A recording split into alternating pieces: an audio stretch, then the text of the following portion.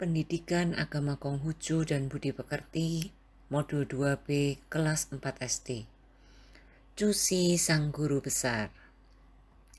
Wei Tetong Tien, selamat pagi, apa kabar anak-anak? Semoga semua selalu sehat dan senantiasa dalam lindungan berkah Tien ya. Sancai. Hari ini kita akan belajar tentang seorang tokoh besar dalam agama Konghucu bernama Cusi.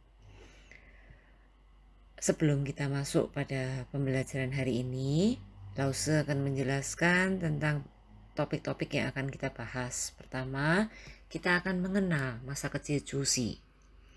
Yang kedua, kita juga akan belajar perjalanan hidup Cusi. Kemudian, kita lanjutkan dalam peran Cusi dalam perkembangan agama Rujiao. Yang keempat adalah sifat-sifat yang patut kita teladani dari seorang Cusi. Nah, mari sekarang kita tutup mata sejenak, kita berdoa sebelum kita mulai pembelajaran pada hari ini. Kali ini Lause tidak akan memimpin doa. Lause berharap anak-anak semua di rumah berdoa masing-masing ya. Mari kita mulai.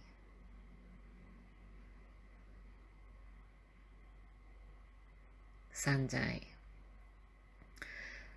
Topik yang pertama, kita akan mengenal masa kecil Cusi. Cusi adalah seorang anak yang sangat cerdas. Selain cerdas, Cusi juga sangat kritis dalam berpikir. Dia punya keinginan yang kuat dan juga punya cita-cita besar menjadi seperti Nabi Kongzi. Nah, Lause punya pertanyaan. Ada yang tahu apa arti kritis dalam berpikir? Kritis dalam berpikir adalah kemampuan berpikir yang tajam dalam mempelajari segala sesuatu. Yang dimaksud adalah ketika kita menemukan suatu hal dan kita merasa hal ini tidak jelas atau kita tidak paham, kita akan terus berusaha mencari apa yang dimaksud dengan hal tersebut. Kita tidak percaya hanya dari satu sumber, tetapi kita akan terus belajar menelaah, mengumpulkan data, dan bahkan mungkin bertanya, membaca buku, untuk menemukan jawaban dari pertanyaan yang tidak kita pahami. Pada dialog berikut, kita akan melihat bagaimana sikap kritis Cusi dimulai kelihatan sejak kecil. Hal itu bermula saat Cusi belajar berbicara dan ayahnya menunjuk ke langit untuk menjelaskan kata langit. Saat itu, Cusi kecil bertanya, "Apa yang terletak di sebelah sana?" Dan ayah menjawab, "Itu adalah matahari." Cusi kemudian kembali bertanya, "Matahari itu milik siapa, ayah?" Ayah menjawab, "Milik langit." Cusi masih ingin tahu lagi, "Milik langit? Langit milik siapa, ayah?" Dan ayah tidak bisa menjawab kembali. Nah, dari dialog ini kita bisa memahami betapa besar keinginan Cusi untuk mengerti, untuk mengenal apa yang ada di sekitarnya. Pada bagian bawah, Lause berharap kalian bisa menjelaskan bagaimana sikap kritis yang dimaksud pada dialog tersebut. Gunakan kata-kata kalian sendiri. Nah, sudahkah kalian memiliki sikap seperti itu? Selalu ingin tahu, selalu ingin lebih memahami, dan terus mau mencari pemahaman tersebut secara menyeluruh. Berikutnya kita akan mengenal lebih jauh perjalanan hidup Cusi. Cusi lahir pada tanggal 22 Oktober 1130. Sejak lahir, Cusi sudah menunjukkan sikap yang baik. Dan pada usia 4 tahun, Cusi sudah masuk sekolah. Dia sudah mulai belajar membaca. Dan pada umur 7 tahun, Cusi sudah hafal isi kitab Xiao Jing. Ada satu kalimat yang sangat bagus yang Cusi katakan ketika Cusi membaca kitab Xiaojing atau kitab Bakti. Dan kemudian dia tuliskan pada sampul depan kitab tersebut. Kalimat itu adalah, yang tidak berlaku demikian bukanlah manusia. Nah, sebelum Lao Tzu menjelaskan arti kalimat ini, Lao Tzu ingin anak-anak memikirkan apa yang dimaksud yang tidak berlaku demikian bukanlah manusia. Kalimat ini muncul setelah Chu Xi menghafal seluruh isi kitab Xiaojing atau kitab Bakti. Selama itu Chu Xi belajar bersama ayahnya. Dan pada usia 10 tahun, ayah Chu Xi meninggal dunia. Sehingga Chu Xi belajar bersama teman-teman baik dari ayah Chu Xi. Sebelum ayah Chu Xi meninggal, beliau juga berpesan kepada Chu Xi untuk berlaku sebagai anak kepada teman-teman ayah. Apa maknanya? Jelaskan dengan pemahaman kalian apa yang dimaksud oleh nasihat ayah Chu Xi tadi. Nah, kemudian pada usia 19 tahun, Chu Xi berhasil menyelesaikan ujian negara dengan baik. Padahal bagi orang lain, ujian negara tersebut baru bisa diselesaikan ketika berusia 30 tahun. Namun, hal itu tidak membuat Chu Xi merasa puas.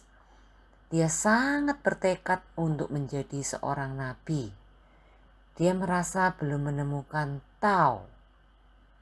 Nah, di tengah kegalauannya, Chu Xi terus belajar menimba ilmu dari banyak orang, termasuk salah satunya dari teman ayahnya yang paling cerdas bernama Li Dong.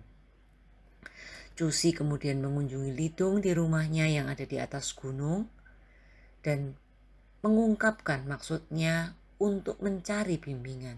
Dia mengungkapkan cita-citanya dan mau belajar lebih dalam untuk menjadi seperti Nabi. Setelah beberapa tahun bekerja dan berpikir, Chu Xi akhirnya pada usia 30 tahun memutuskan untuk menerima Li Dong sebagai gurunya dan menerima ajaran Ru Jiao dengan mantap.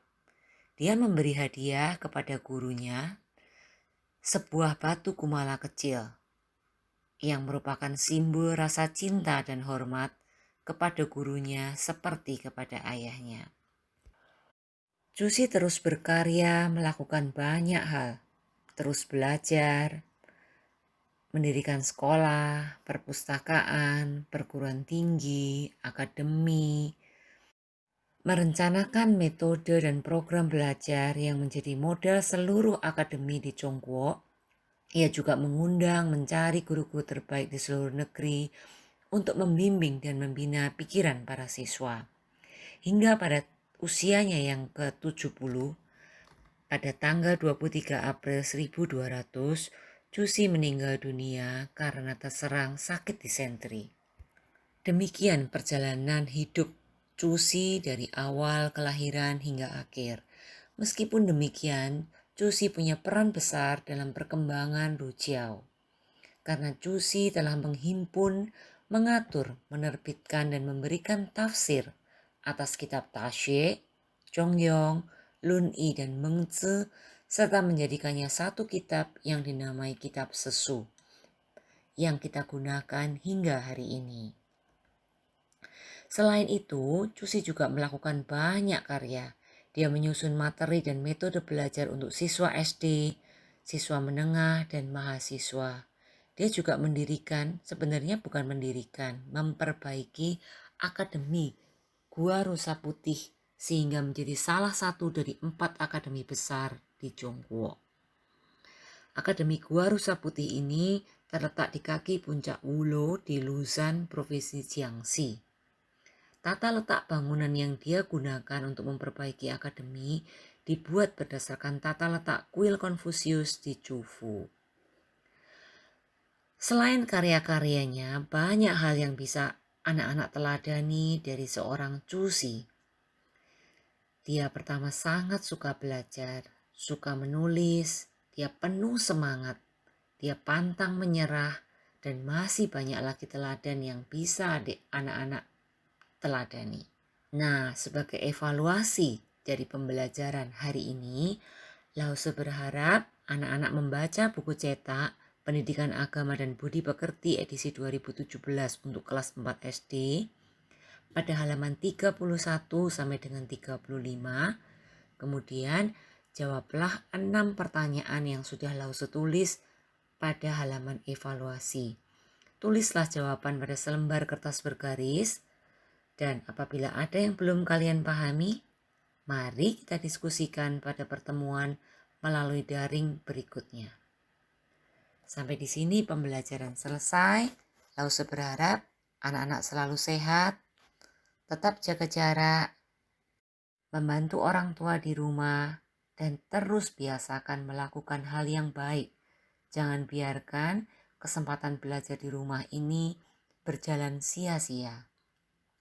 Hanya kebajikan Tien berkenan. Wei tak tong Tien.